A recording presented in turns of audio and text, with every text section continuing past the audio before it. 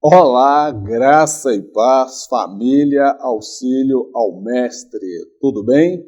Estamos de volta. Mais uma semana se passou e estamos aqui com a mesma alegria, disposição e motivação em servir ao Senhor nosso Deus por intermédio desse canal Auxílio ao Mestre.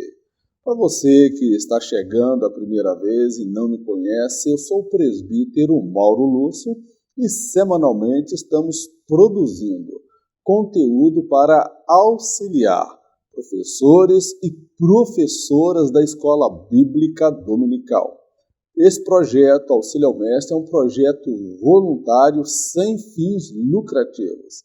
É um projeto que Deus colocou nos nossos corações e nós queremos enriquecer o Evangelho, mas de forma alguma nos enriquecer por intermédio do Evangelho. Não temos apoio de nenhuma instituição, tampouco a instituição a qual eu participo aqui na minha cidade de Governador Valadares. Fazemos pela fé e o Espírito Santo tem levantado poucas pessoas que tem aberto o coração para nos apoiar. E nós estamos prosseguindo mesmo em face das dificuldades encontradas. Hoje nós estaremos estudando a lição de número 11, as consequências do pecado de Davi.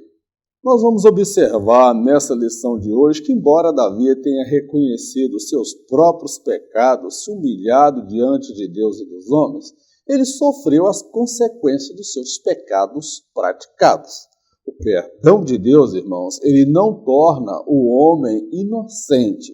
Ele restaura-lhe a comunhão com Deus e o livra do juízo final. Então, o perdão de Deus é isso, ele restaura a comunhão e livra o homem do juízo final. Após experimentar o perdão de Deus, o pecador, confesso, poderá se deparar com as consequências dolorosas e amargas do seu pecado. Assim foi com o rei Davi e com tantos outros homens de Deus ao longo da história. Então nós vamos compreender que o perdão de Deus, ele não torna o pecador inocente, dizendo, você é inocente, você não cometeu nada de errado. O contrário, o perdão de Deus, ele perdoa o pecador, o infrator, restaura a comunhão com Deus e o livra do juízo final. Agora, muitos homens de Deus que cometeram erros, que cederam ao pecado, eles tiveram que arcar com as consequências do pecado que eles cometeram. Tá bom, meu irmão? Isso aí Deus não apaga. Deus, ele apaga o seu pecado, mas as consequências, em muitos casos, poderá nos acompanhar por toda a vida. O conceito de pecado no Antigo e Novo Testamento. Nesse primeiro tópico, meu amado, nós vamos entrar dentro de um assunto na teologia que nós conhecemos como a martiologia, que é a doutrina que trata do pecado. E eu confesso que eu fiquei surpreso quando me deparei com esse tema dentro dessa lição, porque é um tema muito vasto, complexo para se abordar dentro de 50 minutos, uma hora de aula. Eu acho desproporcional. Então, não tenho a pretensão de esgotar todo o assunto, apenas dar uma breve pincelada e, ainda assim, não tendo a última palavra no assunto. No Antigo Testamento, são muitos os termos que definem o que é pecado e suas mais variadas características. O pecado é, antes de tudo, uma afronta à santidade de Deus. O pecado é tudo o que distancia a criatura do seu Criador. Ele estabelece um abismo entre ambos. O pecado pode se dar de diversas formas, sejam elas consciente ou não, premeditada, deliberada ou mesmo gradativa. O o pecado teve seu início na dimensão espiritual e posteriormente na dimensão física. Todos que insistem na sua prática terão que comparecer perante o grande trono branco de Deus. No Antigo Testamento, irmãos, são muitas palavras que definem o que é pecado. É desviar, errar o alvo, é abominação, transgressão. Então, não vou entrar nesses méritos aqui, porque o tempo não é suficiente para nós entrarmos detalhadamente. Então, o pecado, ele, antes de tudo, ele é uma afronta à santidade de Deus, porque Deus, ele é santo. E o pecado, irmãos, ele cria um abismo entre Deus e o homem. A Bíblia fala que os vossos pecados fazem separação entre vós e o vosso Deus. Outra característica do pecado, meu irmão. O pecado, ele pode se dar de diversas formas. Sejam elas conscientes ou não, a pessoa peca de forma consciente ou de forma inconsciente, como o salmista orava: Senhor, sonda, esquadrinha o meu coração e vê se há em mim algum caminho mau, porque ele não tinha, às vezes, consciência do seu erro, do seu pecado, porque, às vezes, podia passar desapercebido. O pecado também ele pode ser premeditado, a pessoa já premedita, calcula, como foi o caso de Caim ao matar Abel. Ele pode ser deliberado, a pessoa faz de forma consciente, determinado a fazê-lo, como foi mesmo o caso de Caim, ele estava decidido, ou então de forma gradativa, porque às vezes não se peca do dia para a noite. É um processo que vai conduzindo a pessoa ao afastamento e distanciamento de Deus. Então, destaco também que o pecado, meu irmão, ele teve o seu início na dimensão espiritual. O primeiro pecado se deu quando da revolta ou da rebelião do então Lúcifer e a terça parte dos anjos lá no mundo espiritual, onde foram lançados para fora do céu sobre o comando do arcanjo Miguel. Posteriormente, o pecado também se deu na dimensão física. E eu destaco que todos que insistem na prática do pecado terão que comparecer um dia perante o grande trono branco de Deus. Meu amado, você pode não ser expert em teologia, no grego, no hebraico, para definir as palavras que estão relacionadas ao pecado. Mas o importante é você ter o Espírito de Deus na sua vida, ter o temor de Deus e o coração quebrantado, para você não comparecer perante o grande trono branco de Deus.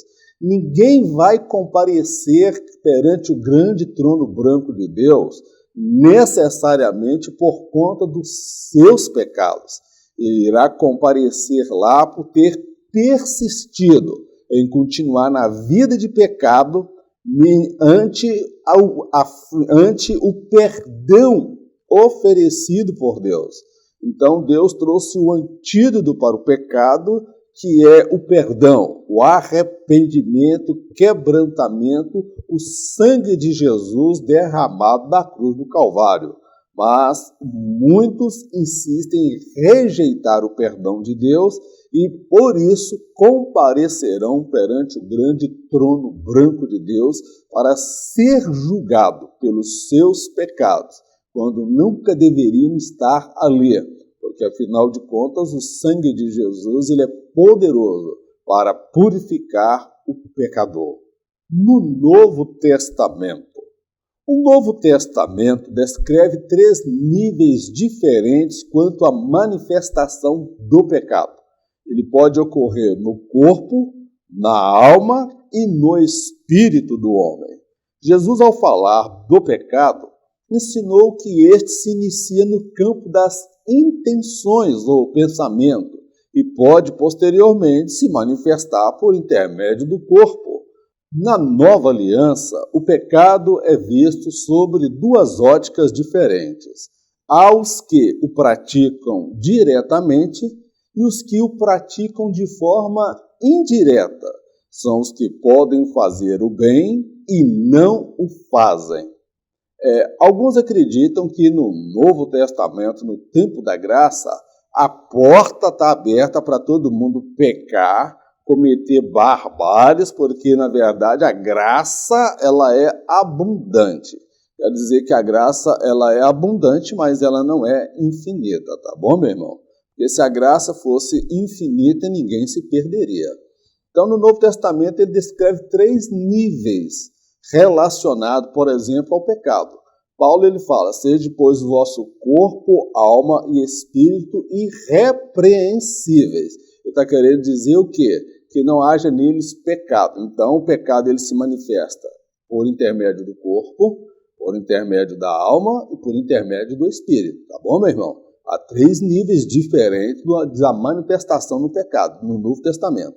Jesus, ao falar do pecado, ele ensinou que este se inicia no campo das intenções e, posteriormente, pode se manifestar por intermédio do corpo. Ele fala, por exemplo, que se um homem cobiçar uma mulher e desejá-la, no seu pensamento, ele já adulterou com ela. Olha, a lei de Moisés dizia que se um homem se deitasse com uma mulher, ele adulteraria. Mas na lei de Jesus, ele fala que se um homem se cobiçar uma mulher e desejá-la com olhar maligno, com olhar impuro, com espírito de lascívia, ele já adulterou com ela. Olha que o ponto que Jesus estabelece é mais severo e mais agravante do que a lei de Moisés. E tem gente que pensa que Jesus é mamão com açúcar. Então, meu irmão, ele começa no campo das intenções e pode tomar forma, pode posteriormente se manifestar por intermédio do corpo, porque a pessoa desejou, intentou, alimentou aquele desejo e aquele desejo ele tomou forma, se manifestou no corpo, porque a pessoa consumou. Outra coisa, na nova aliança, o pecado é visto sobre 2 óticas também, que nós precisamos destacar. Há os que praticam o pecado diretamente, aqueles que praticam o pecado, e há um outro grupo daqueles que não praticam o pecado diretamente, mas praticam indiretamente. Quem são esses? São aqueles que podem fazer o bem e não o fazem. São aquele grupo de pessoas que eu não bebo, eu não fumo, eu não roubo, eu não mato, eu não faço isso, eu não faço colar. Ele não pratica o mal, mas porém ele poderia fazer o bem e não faz. Aí nós vamos ver pessoas que não têm uma vida pecaminosa, mas são pessoas egoístas, materialistas, elas pensam somente em si. E há aqueles também, um outro grupo que Jesus estabelece, daquelas pessoas que consentem com o pecado. Paulo ele fala sobre isso. Aqueles que praticam, aqueles que se negam a fazer o bem e há aqueles, meu amado, que consente, ou seja, ele não pratica, mas se aquele que estiver à volta dele estiver praticando, ele não vai incomodar, ele não vai contestar nem nada. Então nós observamos que no Novo Testamento o assunto pecado ele tem um peso muito grande em relação ao Antigo Testamento, porque nós vivemos a era do saber, do conhecimento e da graça. A graça, de forma alguma, ela deixou a porta aberta para o pecado.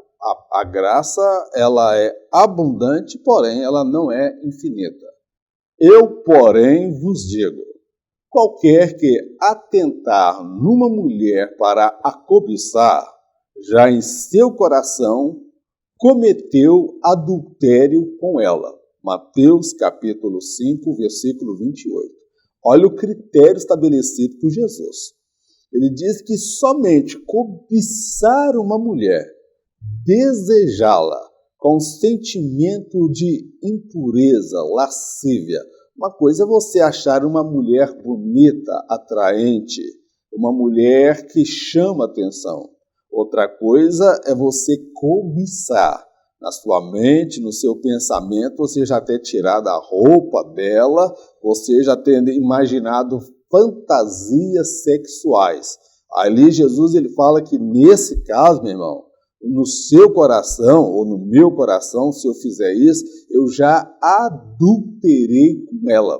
Então Jesus está querendo dizer que o pecado começa no campo da intenção, está na mente e não somente no corpo. Então, a teologia do Novo Testamento, o pecado se dá por intermédio do corpo, por intermédio da alma e por intermédio do espírito. A repreensão do profeta Natã ao rei Davi. Meu amado, nesse tópico nós vamos observar como o profeta Natã foi um homem ousado, um homem de coragem, um homem que amava Davi, um homem que respeitava Davi, mas amar é uma coisa, se posicionar é outra. Não é porque eu amo o meu pastor, eu amo o meu filho, eu vou consentir com a prática pecaminosa dele. Então ele precisa ser repreendido. E o profeta Natã, ele foi usado por Deus para repreender o rei Davi. Só que nós observamos que Deus mandou ele repreender o rei, denunciar o pecado do rei abertamente. Agora, Deus não falou para ele como ele deveria fazê-lo. Então, nós vemos ali que o profeta Natã, ele com muita sabedoria, ele se dirige ao rei Davi, expõe uma história que desperta o senso de justiça em Davi. E o próprio Davi, ele dá a sentença. Após dar a sentença, o profeta Natã faz Davi compreender que ele era aquele homem. Que aquilo foi todo um enredo criado para fazer Davi compreender o pecado que ele havia cometido. Que Deus nos dê essa sabedoria para lidar com os nossos filhos, com os nossos superiores, com os nossos líderes, conosco mesmo e com as pessoas à nossa volta, para repreender o pecado com amor, com sabedoria e orientação de Deus. Uma consciência morta. Ser aplaudido e reverenciado por homens nem sempre é sinônimo de sucesso. O pecado, se não confessado e abandonado, tende a cauterizar a mente dos homens mais notáveis, como foi com o rei Davi. Para ele, aquele episódio já era uma página virada e esquecida. Para Deus, tratava-se de um pecado que não fora tratado da forma correta. Em breve, Davi seria confrontado com a forma de Deus tratar o pecado e o pecador. O juízo seria severo, mas haveria lugar para o arrependimento. Nós observamos que a mente de Davi, irmãos, estava cauterizada. Ela já estava insensível. É como se fosse a lepra. O pecado, em muitas passagens bíblicas, é considerado como uma lepra. Por quê? A lepra, ela torna aquela parte do corpo insensível. Você pode colocar um alfinete, você pode queimar, você pode ferir e a pessoa não vai sentir dor, porque está cauterizado, está tomado já pela lepra. Então eu destaco que ser aplaudido e reverenciado por homens nem sempre é sinônimo de sucesso. Davi, ele era reverenciado e aplaudido pelas pessoas como grande rei Davi, mas pouquíssimas pessoas sabiam do pecado e a vida miserável na qual Davi estava. Davi estava vivendo de fachada, de mentira e de engano.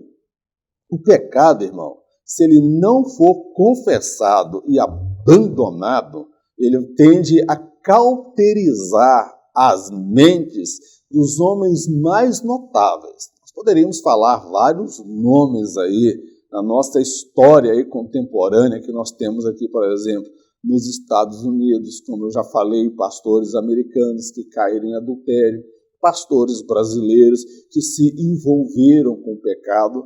E o grande problema é que a mente desses homens ficou cauterizada, ou seja, eles ficaram insensíveis ao Espírito Santo a ponto de ocultar, esconder o seu pecado para manter a sua posição, seu título, o aplauso e o ser reverenciado pelas pessoas. Para Davi, amados, aquele episódio envolvendo Batseba e Urias já era uma página virada e esquecida, era algo que já ficou lá no seu passado. Para Deus, tratava-se de um pecado que não fora tratado da forma correta. Olha a diferença sobre a ótica humana e a ótica divina. Para Davi, é uma página virada.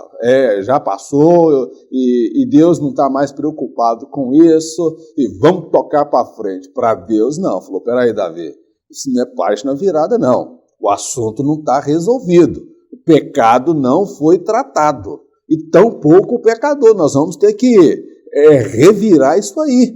Nós vamos ter que mexer com isso aí. Porque não vai ficar desta forma. Então, chegaria o momento agora de Deus tratar o pecado de Davi. Então, primeiro Deus deu tempo a Davi para Davi se arrepender, confessar e abandonar. Mas Davi, ele achou que não tinha problema, que não tinha importância, que Deus não estava levando em consideração aquele ato dele. A mente dele ficou cauterizada, irmãos. Agora, eu destaco que, em breve, Davi seria confrontado com a forma de Deus tratar o pecado e o pecador. Deus não deixa passar nada em branco, irmãos. Por que ele faz assim? É porque ele nos ama. Porque se Deus não tratar o nosso pecado, não tratar-nos conforme o padrão dele, nós seremos, amados, tragados pelo diabo. Nós iremos comparecer perante o grande trono branco de Deus, nós perderemos a comunhão com Ele e nós vamos para a sarjeta e vamos virar escravos do pecado, escravos do diabo. Então, ele seria tratado o pecado e o pecador. Há duas coisas distintas. Deus ama o pecador, mas o pecado Deus abomina. Então, Deus iria tratar ambos. O juízo, ele seria severo, meu amado. O juízo de Deus sobre a casa de Davi e a vida de Davi, de fato, seria severo. Agora, haveria lugar, sim, para o arrependimento. Meu querido, Deus quer tratar comigo e com você, quando nós erramos, quando nós pecamos. Por isso que João fala, filhinhos, não pequeis, mas se todavia pecardes, o sangue de Jesus Cristo, seu Filho, vos purifica de todo pecado. Há lugar para o arrependimento, para a misericórdia, quando nós nos humilhamos e confessamos. Agora, meu amado, uma vez sendo confrontado com o pecado, se a pessoa não se humilha, se a pessoa não reconhece, meu irmão, aí o juízo ele será muito mais severo. Tá bem, querido? Que Deus tenha misericórdia das nossas vidas. Balança enganosa, 2 pesos e 2 medidas.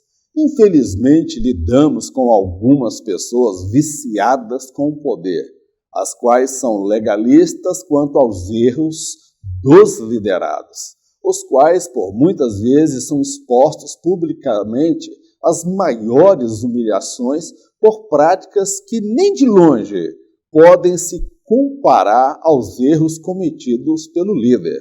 Em muitos lugares, as atenções se voltam para um batom, um corte de cabelo, uma calça jeans. Todavia, o amor ao dinheiro, a ditadura eclesiástica e a ganância pelo poder não recebem o mesmo tratamento. Então, nós observamos aqui no episódio envolvendo Davi, que quando o profeta Natan traz para ele uma história, irmão, Davi ele foi legalista. Ali, não, esse homem deve morrer. esse homem deve morrer, porque ele concluiu que era alguém subordinado a ele.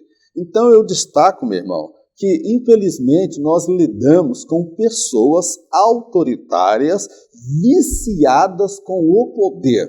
Então, meu amado, essas pessoas, elas são legalistas quando o assunto envolve o erro dos seus liderados. Aí o liderado, muitas vezes, ele é exposto publicamente perante a igreja, ele tem que ir lá confessar o pecado dele por causa das práticas que ele cometeu. Agora, as práticas que muitas vezes o liderado cometeu, elas nem de longe se comparam às práticas pecaminosas cometidas pelo líder.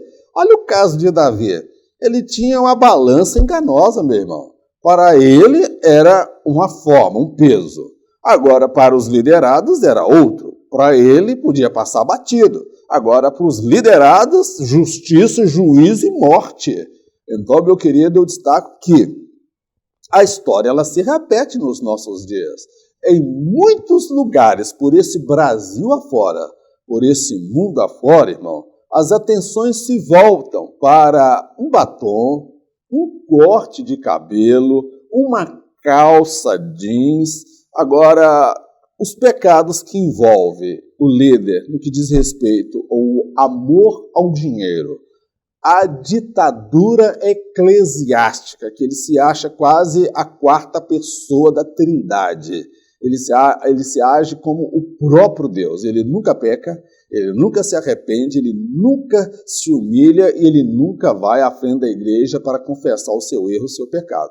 E a ganância pelo poder, irmãos, é o que nós temos visto, pastores brigando por causa de campo, brigando para ser presidente de ministério, brigando para colocar o filho, um parente, um genro, um cunhado, um irmão, um sobrinho, alguém ligado, consanguíneo, na liderança ou para usufruir da gordura das ovelhas. Esses pecados, irmãos, eles não recebem o mesmo tratamento que às vezes recebe um batom, uma calça jeans ou um corte de cabelo.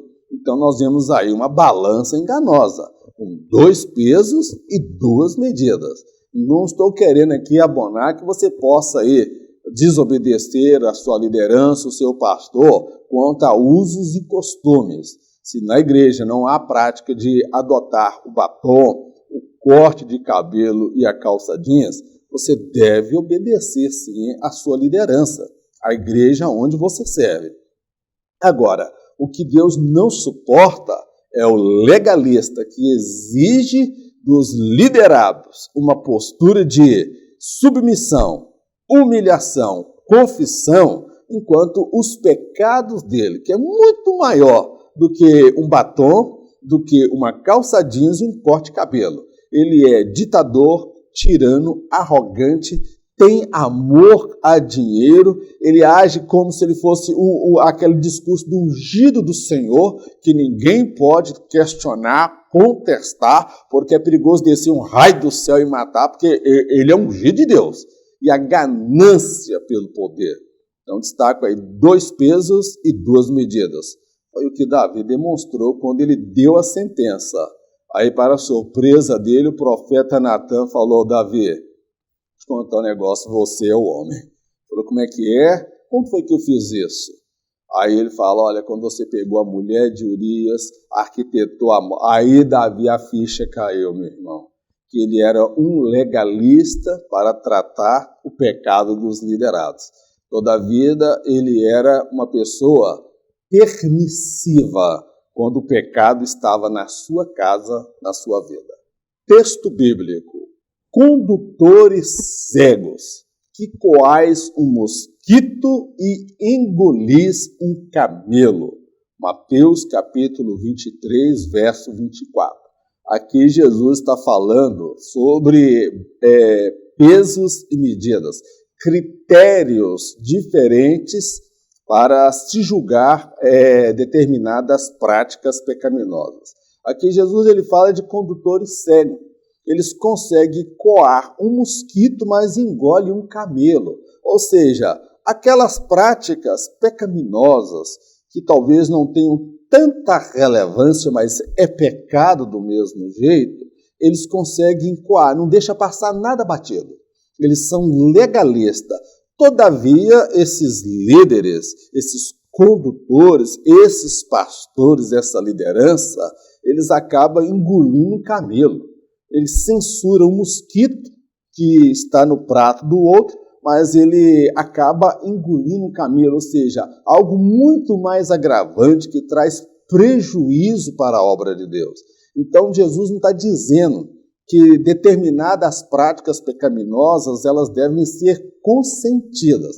Aqui Jesus está dizendo é o critério como nós estabelecemos para julgar e levar essas pessoas a ser desligada da igreja, a receber uma disciplina, ou seja, quem tem aí um mosquitozinho, uma coisa pequena, muitas vezes ele é sentenciado e julgado. Agora, se a pessoa for filho do pastor, se for o cunhado, se for o parente, o critério às vezes é outro. E se envolver o líder, então, aí, meu irmão, ele é o intocável, porque ele é ungido do Senhor.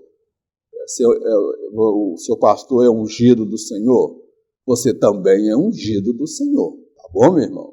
Que Deus tenha misericórdia da nossa vida para nós não sermos essas pessoas que coamos um mosquito e engolimos um camelo, mostrando a gravidade do seu pecado.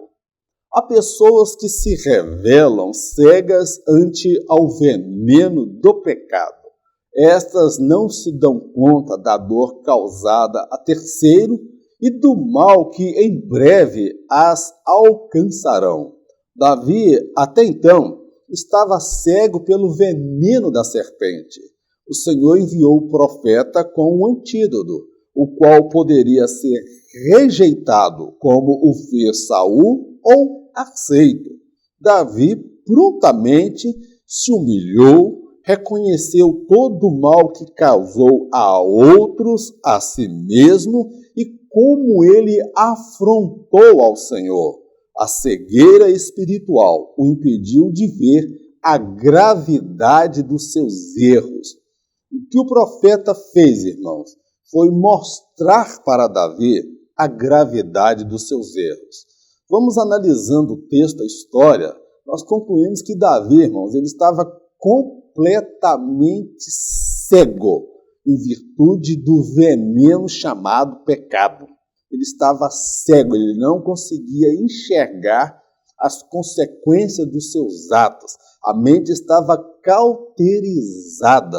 Ele não conseguia ver a dor que ele causou a tantas pessoas, tantas famílias, como eu já disse na lição anterior, que tiveram um ente querido que morreu por conta da noite de prazer do rei. E ele não reconhecia também que em breve, irmão, aquele mal que ele praticou o alcançaria, viria sobre a sua vida as consequências. Então, Davi, até então, ele estava cego pelo veneno da serpente. Meu amado, o diabo, ele cega o homem. Ele leva o homem ao pecado e depois, uma vez levando o homem ao pecado, ele faz o homem ficar insensível ao Espírito Santo. Esse homem fica cego, ele não consegue ver o mal que causa às pessoas, a obra de Deus, a esposa, a filhos. Ele se torna uma pessoa insensato, egoísta, desumano, imoral. Agora, todavia, no caso de Davi, o Senhor enviou o profeta Natã com o antídoto que poderia ser aceito, muito bem recebido ou não. No caso do rei Saul, quando ele foi confrontado, que Deus trouxe um antídoto contra o pecado, que era a confrontação do pecado, o rei Saul se esquivou e deu desculpa. Mas no caso de Davi, ele, quando foi confrontado, que era o antídoto para tratar a doença da cegueira espiritual, Davi, ele aceitou ser tratado por Deus. Ele aceitou o antídoto de Deus. Prontamente, meu amado, Davi, ele se humilhou, reconheceu todo o mal que causou aos outros, a si mesmo, e como ele afrontou, envergonhou o nome do Senhor. É maravilhoso, irmão, quando nós vemos alguém que tem a dignidade de compreender a dimensão dos seus erros. Quantas pessoas ele está causando sofrimento. Há maridos que não conseguem ter uma dimensão do quanto ele faz a esposa sofrer, os filhos sofrerem, há esposas que não conseguem compreender, há pessoas que parece que são masoquistas não, eles gostam de causar dor, sofrimento, são sádicos, eles são insensíveis. Muitos líderes têm causado danos, prejuízos na obra de Deus. Todavia, meu amado, Deus ele traz o antídoto, que é o quebrantamento, a confissão e o arrependimento. Se a pessoa vai aceitar ou não, é uma decisão pessoal. Davi, quando ele foi confrontado, ele confessa e se arrepende. Eu destaco que a cegueira espiritual o impediu de ver a gravidade dos seus erros. Uma coisa é você pecar, outra coisa é você ficar cego espiritualmente a ponto de não ter uma dimensão do mal que você está causando para a obra de Deus, porque você está em adultério, você está em pecado, você está pregando, não tem mais ação de Deus na sua vida, você está ensinando, não tem mais ação de Deus na sua vida. Aonde você põe a mão, meu irmão, parece que vira uma verdadeira geleira. O culto pode estar aquele culto maravilhoso, mas quando tu pega o microfone, aquela frieza espiritual. Então você está prejudicando toda uma coletividade, porque você está cego espiritualmente. Mas é tempo, meu amado, de você confessar, abandonar e se arrepender, porque este mal que você provocou, mais cedo ou mais tarde, ele virá contra você. E os descrentes que estão lá fora, muitas vezes debocham e escarnecem do Evangelho, porque sabe da prática pecaminosa de muitos que dizem servir a Deus e estão numa vida de engano, mesmo estando na igreja. Que Deus tenha misericórdia das nossas vidas. Eu falo com temor de Deus, amado. Como eu sempre tenho dito, meu telhado é de vidro. Eu me conheço hoje. Eu não consigo me ver amanhã. Que Deus tenha compaixão das nossas vidas. Traindo a generosidade divina. Os dons e habilidades concedidos pelo Senhor visam a edificação e expansão do reino. Davi era o desprezado da família, o menor dentre os irmãos e o desacreditado. Não obstante, Deus o fez cabeça em Israel, o ungiu com santo óleo, apoderou-se dele por intermédio do seu espírito. Davi fora capacitado de forma sobrenatural para ser rei em Israel. Ele se valeu da posição elevada para fazer o que Deus abominava. Davi agiu como um mordomo infiel. Ele maltratou os seus conservos. Olha aí Davi, meu irmão, traindo a generosidade divina. Olha como Deus foi generoso, como Deus foi misericordioso. Veja só, meu irmão, eu quero destacar o seguinte, que os dons e as habilidades concedidas por Deus a uma pessoa, eles visam a edificação e a expansão do reino, não é a promoção da pessoa. Quando Deus te capacita, quando Deus me capacita, ele visa, meu irmão, é a edificação da igreja, o crescimento e a expansão do reino de Deus aqui na terra, tá bom, meu irmão? Foi por esta razão que Deus ungiu Davi. Mas, humanamente falando, Davi, ele era o desprezado da família. Ninguém na família acreditava nele. Tanto que quando o Samuel aparece para ungir o próximo rei, nem o pai acreditava que ele seria. Falei, olha, tem mais nenhum, acabou todo. Não, tem mais um pequenininho. Ele era desacreditado da família.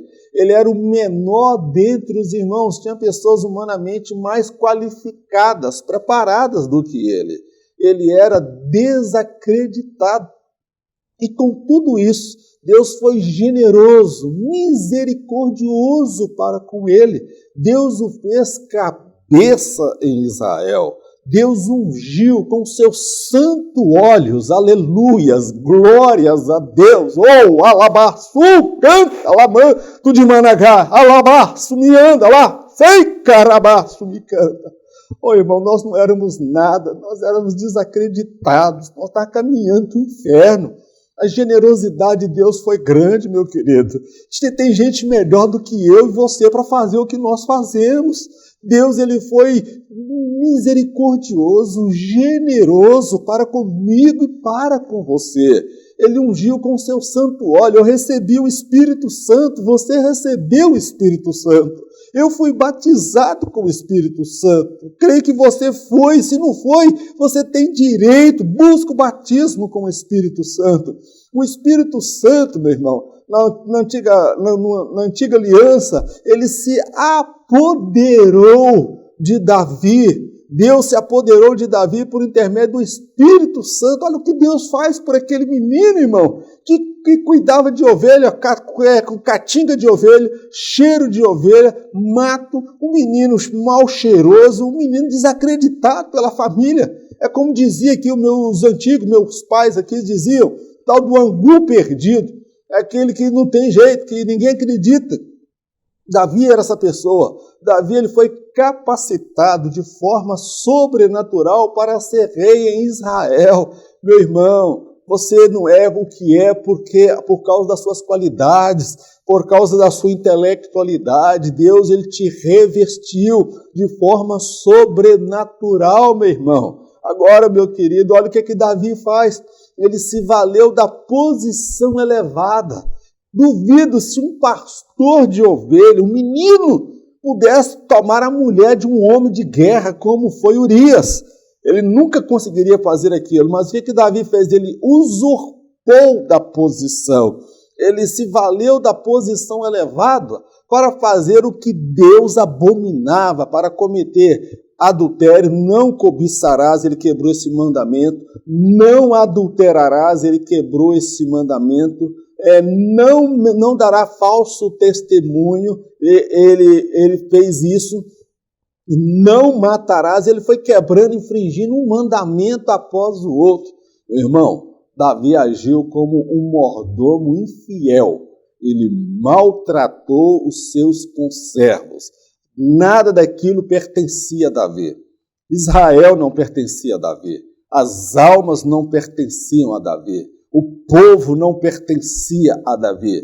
O povo pertencia ao Senhor dos Exércitos. E Deus colocou o Davi para ser o gestor, o administrador, o mordomo. Eu quero dizer, a sua esposa, ela não te pertence. Trata ela com temor de Deus, porque é uma serva que Deus colocou do teu lado. O teu marido, ele não te pertence. Deus o colocou do seu lado para te abençoar. Os seus filhos, trata com temor de Deus, porque eles não lhe pertencem, eles pertencem ao Senhor. Trata com dignidade, com respeito. A igreja, ela não é sua, pastor. A igreja não é sua, obreiro. A igreja não é sua, apóstolo, presbítero, bispo, presidente. Ela não é sua. A igreja tem um dono e o dono dela chama-se Jesus Cristo de Nazaré. Ele comprou esta igreja, ele comprou esse povo com o sangue dele que foi derramado na cruz do Calvário.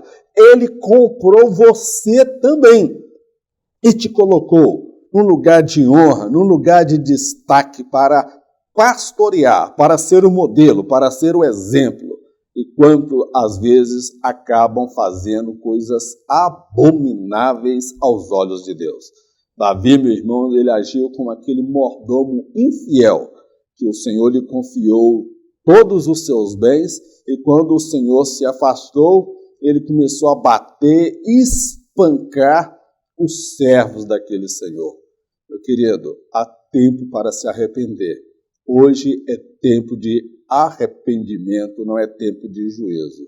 Se o Espírito de Deus está falando a teu coração, conserta com a tua igreja, conserta com o teu rebanho, conserta com seus liderados, conserta com a sua família, conserta com sua esposa, conserta, faz um conserto, se arrepende enquanto é tempo, porque quando o dono da seara voltar, quando o Senhor voltar, não haverá tempo para arrependimento. Serás lançado no lago de fogo eterno, onde estará ali, meus amados, aqueles que não se arrependeram. E ali haverá muito choro e ranger de dentes.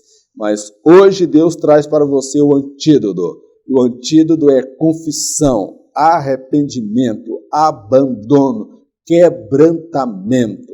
Amém, querido? Lembra de onde Deus te tirou, o que você era, para onde você estava indo e o que Deus fez por você. As consequências do pecado de Davi. Nesse tópico, meu amado, nós vamos falar das consequências que vieram decorrentes do pecado de Davi.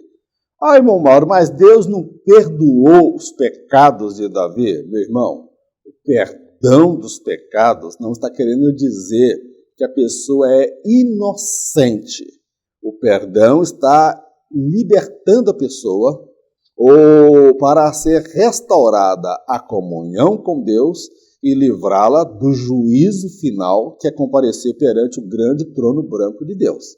Agora, as consequências decorrentes da vida pecaminosa, muitas vezes, meu irmão, elas acompanharão a pessoa por toda a vida. Então, quem brinca com o pecado, ele pode até se arrepender no dia de amanhã.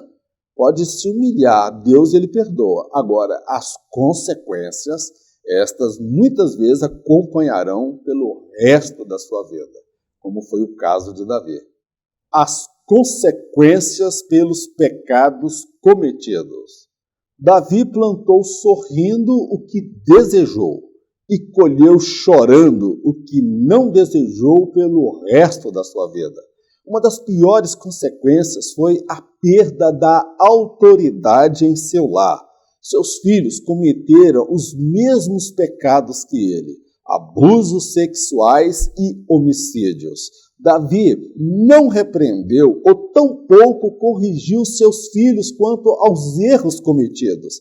Ele não era mais um modelo de conduta a ser observado. Ele perdeu uma batalha terrível. Fora de casa, era um herói de guerra. Dentro de casa, um vilão, um pai derrotado e um marido frustrado ante as muitas esposas que possuía. Meu irmão, as consequências do pecado de Davi é uma coisa terrível. Eu não desejo para mim, não desejo para o meu pior inimigo. Que Deus tenha misericórdia. Eu prefiro encontrar a morte, meu irmão, na próxima esquina do que cometer os atos que Davi cometeu. Mas eu quero dizer, o pecado, meu irmão, na vida do crente, ele é uma possibilidade. Ele não é uma fatalidade, ele pode ser evitado, tá bom, meu irmão? Ele pode ser evitado. Davi, meu irmão, ele plantou sorrindo. Ele plantou quando ele se deitou com a mulher. Foi uma noite de prazer, foi uma noite de orgia, foi uma noite de lascívia. Ele plantou sorrindo. Essa é uma das características do pecado. A gente peca sorrindo, a gente peca festejando. Agora, meu querido, ele colheu chorando o que não desejou pelo resto da vida. Esta é uma das características do pecado. Você planta sorrindo e você colhe chorando. Você planta por um instante, mas você colhe por toda a vida. Não brinca com Deus. Deus é amor, mas ele é fogo consumidor. Uma das piores consequências que Davi sofreu, meu irmão, como decorrente do pecado que ele praticou e não confessou e não abandonou, foi a perda da autoridade dentro de casa. Os filhos de Davi, irmão, cometeram os mesmos pecados que Davi cometeu, que foram abusos sexuais e homicídios. Nós vamos ver lá o irmão estuprando a própria irmã. Nós vemos lá, Amnon estuprou a própria irmã, que era irmã de Absalão por parte de mãe. Então, posteriormente, nós vamos ver que Absalão mata esse filho, o seu próprio irmão por parte de pai, mas não por parte de mãe. Ele toma as dores da irmã. E o que é pior, Davi, ele não repreendeu ou tampouco corrigiu seus filhos quanto aos erros cometidos. Por que Davi não fez isso, meu irmão? Porque ele perdeu a autoridade para falar contra o pecado. Ele não era mais um modelo de conduta a ser observado. Imagina Davi falando, meu filho, por que você fez isso com a sua irmã? Isso é incesto, isso é pecado em Israel. Pai, o senhor quer falar comigo de pecado? O senhor tomou uma mulher casada, o senhor matou o marido dela, o senhor matou um monte de outros homens por causa da sua noite de prazer. Agora tu vem querer falar, me dar lição de moral para mim? Meu irmão, Davi perdeu a autoridade de falar contra o pecado. Meu querido, a igreja dos nossos dias, nós precisamos nos posicionar, tirar o pecado de dentro da casa de Deus. Precisamos santificar a igreja, precisamos santificar a obra de Deus, porque do contrário, a igreja ela vai ser amordaçada, ela não terá mais autoridade de contestar o pecado. Outrora nós éramos conhecidos como protestantes, eram aqueles que protestavam contra o pecado porque não praticavam o pecado. Hoje a nossa geração é a geração dos conformantes, é aqueles que conformam com o pecado e não protestam. Nós estamos somente na defensiva, fazemos festividades, simpósio, congresso só para crente. Nós estamos aí consentindo com o pecado na sociedade. Mas a próxima geração, eu me preocupo muito, porque ela vai ser conhecida a geração dos praticantes. São aqueles que não vão mais protestar, não vão mais aqueles que vão conformar, são aqueles que vão praticar o pecado. Então nós estamos no tempo, meu irmão, de tomar firme posição contra o pecado dentro da casa de Deus. Tá bom, meu querido? Não é discurso legalista, não, meu irmão. Precisamos rever os conceitos, os valores, os princípios, o evangelho, a mensagem que é pregada nos nossos púlpitos. Se emocionar com reteté, repepé e pula-pula, oba-oba, meu irmão, olha, isso aí não muda a vida de ninguém. Isso aí pode ser decorrente, meu irmão, de uma experiência com Deus. Agora, se a pessoa está no reteté, no ramanai, no bala house, ripa no balai, e não teve mudança de vida, abandono de pecado, ele não expressa um novo caráter de Cristo, meu irmão, isso é meninice, isso é encher linguiça, isso é tapar o sol com a peneira. Meu irmão, Davi, ele perdeu uma batalha terrível. Fora de casa, Davi, ele era conhecido como um herói de guerra. E dentro de casa, ele era um vilão. Era aquele que era a razão de todo aquele sofrimento. Olha que situação. Fora de casa, uma pessoa respeitada, um herói de guerra. Mas dentro de casa, ele não conseguiu vencer a batalha contra o pecado que destruiu a sua família, que atingiu aquelas pessoas mais próximas a ele. Davi, dentro de casa, ele não era o herói, ele era o vilão. Um pai derrotado. Porque qual pai que viu um filho estuprando a própria filha, cometendo incesto? Ele não tem autoridade para falar. Qual pai que vê um filho matando o outro? E ele, em forma alguma, ele chamou a atenção de Absalão, porque a consciência dele apontava para o pecado que ele havia cometido com Urias. E nós vamos ver, ao final da vida de Davi, Salomão matando o irmão Adonias. Até na hora da morte, Davi, ele foi um pai frustrado, derrotado, porque ele viu briga dentro da família. E como marido, ele foi um marido frustrado ante as muitas esposas que possuía. Imagina Davi ter que olhar nos olhos da mãe de Tamar, aquela que foi estuprada pelo irmão, de outra mulher, pelo filho de Davi com outra mulher. Ele tem que olhar na cara dela e falar, olha, o seu filho que você teve com aquela mulher, ele estuprou a minha filha, ele abusou da minha filha. Imagina Davi, ele chegando em casa e a mãe de Amnon falar, o seu filho, Absalão, matou o meu filho covardemente. Então, meu irmão, se imagine que Elcana, que tinha 2 esposas, ele tinha amargura, porque as duas viviam brigando entre si, ou seja, Penina vivia provocando Ana de todas as formas. Agora imagina Davi como marido. Foi um marido frustrado perante aquele monte de esposas que ele tinha. Então, meu irmão, as consequências do pecado de Davi foi uma coisa terrível. Que Deus tenha misericórdia das nossas vidas. Que nós não venhamos nos envolver com o pecado. Porque quando nós nos envolvemos com o pecado, a pior tragédia que nós trazemos é para a nossa família. Primeiro para a nossa casa. Porque nós perdemos a autoridade de falar contra o pecado dentro das nossas casas. Davi, o rei fraco no seu próprio lar. O fracasso de Davi em relação aos filhos não se deu a partir da sua queda moral. Ele não soube impor limites aos filhos quando ainda eram crianças. Adonias foi um exemplo. E nunca seu pai o tinha contrariado, dizendo, por que fizestes assim? 1 Reis, capítulo 1, verso 6. O fracasso moral de Davi contribuiu para potencializar as fraquezas do caráter de seus filhos. Na qualidade de pai, Davi amava todos os seus filhos. Ele almejava o melhor para cada um deles. Amar não é soltar as rédeas, é saber impor limites e aplicar a punição quando estes forem desobedecidos.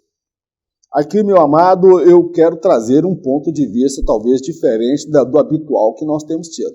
Muitos acreditam que os filhos de Davi começaram a endoidar o cabeção e fazer o que não devia a partir do pecado moral de Davi. Que aquilo ali foi o estupim, que Davi foi o culpado de tudo aquilo a partir daquele episódio, que Betseba, ela foi a pedra de tropeço, ela foi a causa de tudo aquilo. Eu destaco, meu irmão, que a queda moral de Davi com Betseba não foi o que desencadeou tudo aquilo não, tá bom, meu irmão? Aquilo apenas trouxe a público, à tona, as deficiências do caráter de cada filho de Davi. Eu destaquei um texto aqui que Davi nunca seu pai o tinha contrariado, dizendo, por que fizeste assim? Como o escritor sagrado, que foi inspirado por Deus, ele faz essa colocação. Por que ele faz essa colocação? Porque ele quer mostrar que Davi, enquanto pai, ele não soube estabelecer limites para seus filhos. Ele fracassou, ele errou como pai. Você quer estragar o seu filho? Faça tudo o que ele quer. Nunca deixa ele contrariado. Nunca questione os atos dele. Deixa ele à vontade, não dê trabalho, não dê serviço, deixa ele acordar a hora que ele quer, dá para ele tudo que ele deseja, tablet, smartphone, iPhone, paga academia, é um menino, não vou deixar o menino contrariado, não. Nós vivemos essa época, Davi ele cometeu esse erro, irmão. Aí, quando nós vemos lá na frente esses filhos fazendo o que não deveriam, alguém vai falar, isso foi consequência do pecado moral de Davi. Não, aquelas atitudes daqueles meninos é porque nenhum deles, vamos falar a verdade, não tomou um cascudo, irmão. Não tomou um tapa no pé da orelha, não tomou uma varada, não tomou umas correadas. Eu sou da geração que minha mãe pegava era com cabo de vassoura, fio de luz, borracha, o que ela achava pela frente e mandava na tarraqueta da gente, meu querido. Às vezes a gente ia para a escola com uns inchados, uns roxão na perna. Se fosse hoje, a minha mãe ela tomaria cadeia. Eu tenho certeza que até a sua mãe também tomaria cadeia. Mas eu não estou fazendo aqui apologia, meu irmão, a agressão contra a criança. Eu estou falando aqui que é preciso saber estabelecer limites. Davi, meu irmão, ele amava todos os filhos de forma igual. Ele almejava o melhor para cada um dos seus filhos. Mas eu destaco que amar não é soltar as rédeas.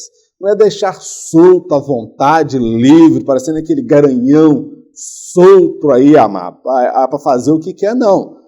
Amar é saber impor limites e aplicar a punição quando esses limites forem desobedecidos. Esse é o problema, meu irmão, que nós vivemos na nossa geração. São crianças, são rapazes, moças, que é a geração X, ou parece que é a geração Y, que não tem limites, que não pode ser contrariado. Se a professora deu uma nota ruim, quer bater na professora. Se a mãe fala algo que deixa contrariado, ele já quer brigar com a mãe, agredir a mãe, afrontar o pai e afronta o pastor. Então, uma geração que não aprendeu a conviver a lidar com a frustração e ser contrariado. O escritor aqui, meu amado, ele dá esse destaque. E nunca seu pai o tinha contrariado, dizendo, esse Adonias aqui, ele queria ser rei no lugar de Salomão. Ele se autoproclamou rei, meu querido. Então, meu irmão, Davi, ele plantou. Amém, querido? Então, você não vai falar aí que os filhos de Davi todos se rebelaram a partir do pecado de Davi. Davi, ele criou o ambiente para que esse caráter dos seus filhos se manifestasse desta forma que lhe trouxe muito sofrimento quando eles estiveram na fase adulta. Por isso que a Bíblia fala, não retires a vara da criança. Eu quero deixar um texto aqui para nós encerrarmos o nosso trabalho. Porque o Senhor corrige o que ama e açoita a qualquer que recebe por filho. Se suportais a correção, Deus vos trata como filhos. Por quê? Que filho há a quem o pai não corrija? Hebreus capítulo 12, versos 6 e 7. Olha o que o escritor dos Hebreus está dizendo. Irmão, a Bíblia ela ensina tudo, irmão. Nós erramos, às vezes, por não conhecer as Escrituras. Errais por não conhecer as Escrituras e nem o poder de Deus. Porque aqui o autor está dizendo, porque o Senhor corrige o que ama e açoita. O que é açoite? É surra, irmão. É tapa. Tem hora que Deus me dá açoite, quando eu faço o que não devo. Por que Deus me açoita? Porque Ele me ama. Porque o pai que ama, ele dá uma varada, ele corrige, dá uma chinelada, põe de castigo, tira o tablet, tira a internet, tira o smartphone, tira a academia, deixa de castigo, põe para trabalhar, põe para capinar um lote, tem a terapia boa para você fazer com seu filho, põe ele para capinar um lote, põe ele um mês para lavar as vasilhas. Então Deus açoita, meu irmão, Deus ele açoita. Ele trata como ele fez com Davi. Mas ali o objetivo era restaurar Davi quanto à salvação. Se Davi estava disposto a aceitar o açoite de Deus, era outra coisa. Saul não quis. O Davi se perdeu. Mas Deus o amava como amava Davi. Então Deus ele mostra aqui na palavra que se nós suportamos a correção, ele vai nos tratar como filho. Porque qual filho há que o pai não corrija? Aí é que está, meu filho. Você está corrigindo o teu filho? Você está corrigindo a moça? Você está corrigindo o rapaz? Quando está pequeno é mais fácil corrigir. Depois que cresce, irmão, só jejum, oração e você estabelecer limites. Você quer pecar? vai pegar essa vida de pecado, vai fazer esse pecado fora da minha casa. Dentro da minha casa, não. Você quer beber? Você quer tomar cachaça? Você quer tomar cerveja? Vai fazer fora da minha casa. Na minha casa, não. Porque eu e a minha casa serviremos ao Senhor. Eu não vou admitir que você traga namorada para dentro de casa e que achar que minha casa é motel. Tá bom, meu irmão? Há pais que consente com o pecado do filho. Então, é hora de você se posicionar. Tá bom, meu irmão? Mas primeiro, seja você o exemplo dentro da sua casa, como pai, como marido, como sacerdote do seu lar. Meu querido, encerramos aqui a lição de hoje. Agradeço a Deus pela sua vida. Que o Espírito Santo complete no seu coração e ao meu coração aquilo que eu não consegui transmitir em face das minhas limitações. Mas que nós todos tenhamos a humildade de aceitar o remédio, o antídoto contra o pecado que Deus nos dá, que é o arrependimento, a confissão e o abandono do pecado. Tá bom, meu querido? Vamos orar? Senhor, nós te agradecemos por esse estudo da tua palavra. Toda honra, toda glória, todo louvor sejam dadas ao teu nome. Meu Deus, ajuda-nos, ó Pai. O Senhor sabe que nós somos falhos, nós somos pecadores. Estou orando nesse momento e sei que há muitos pais, há muitos servos teus que erraram no passado, que estão em pecado, que estão em falta. Mas eu peço que o espírito do quebrantamento, o espírito que convence do pecado, da justiça e do juízo, venha por sobre a minha vida, venha por sobre as nossas vidas, para que nós venhamos conhecer os nossos pecados. Meu Deus, há pecados que muitas vezes nós não sabemos que pecamos, que nos são desconhecidos, e nós pedimos, Senhor, que perdoe todos os nossos atos, todas as nossas palavras, das vezes que pecamos, que erramos, que deixamos de fazer o mal, que consentimos com o mal perto de nós, que não protestamos contra o pecado, que consentimos o pecado dentro da nossa casa, dentro do nosso lar. Ó Espírito Santo de Deus, traz uma restauração, traz um avivamento, um despertamento dentro desta casa. Que esta casa seja um lugar de oração, de adoração, de quebrantamento e da manifestação do teu Espírito. Que haja o perdão, que a esposa perdoe o marido, que o marido perdoe a esposa, que os filhos se peçam perdão aos pais e os pais peçam perdão aos filhos, para que a bênção do Senhor esteja sobre esta casa, sobre esta família. Eu abençoo, meu Deus, as igrejas, os ministérios, ó Pai. Toma cada liderança. Meu Deus, santifica a tua igreja, a igreja brasileira, para que possa pregar, confrontar o pecado que está nesta sociedade. Abençoa o Brasil, esse governo, os seus ministros, toma a direção desta nação.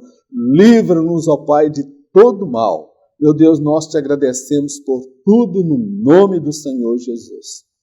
E o grande amor de Deus, a graça do nosso Senhor e Salvador Jesus Cristo, as doces consolações do Espírito Santo de Deus, seja com todo o povo de Deus, não somente hoje, mas para todo sempre, em nome de Jesus. Amém. Que Deus abençoe a sua vida. E se você precisar desses slides, manda uma mensagem aí, tem meu telefone no rodapé do meu WhatsApp. Eu terei o prazer de enviar para você esse material em PDF. Você vai poder usar conforme o Espírito Santo lhe orientar. É gratuito, eu não estou cobrando para enviar. Jesus já me pagou lá na cruz do Calvário. Ainda que você possa me abençoar e não me abençoe, todavia eu já tenho meu nome escrito no livro da vida. Mas se você puder me abençoar, eu tenho certeza que nós vamos poder ampliar esse projeto Auxílio ao Mestre, para alcançar mais vidas e levar a verdade do ensino da palavra de Deus a muitos outros lares e famílias. Fique na paz, Deus abençoe E em caso de arrebatamento, eu não estarei aqui para ministrar a próxima lição. Amém? Amém nada, irmão Mauro. Em caso de arrebatamento, nem eu e nem você estaremos aqui para participar da próxima lição. Em acontecendo o arrebatamento, nós nos encontraremos com o Senhor por sobre as nuvens. Deus abençoe, fique na paz, no nome de Jesus.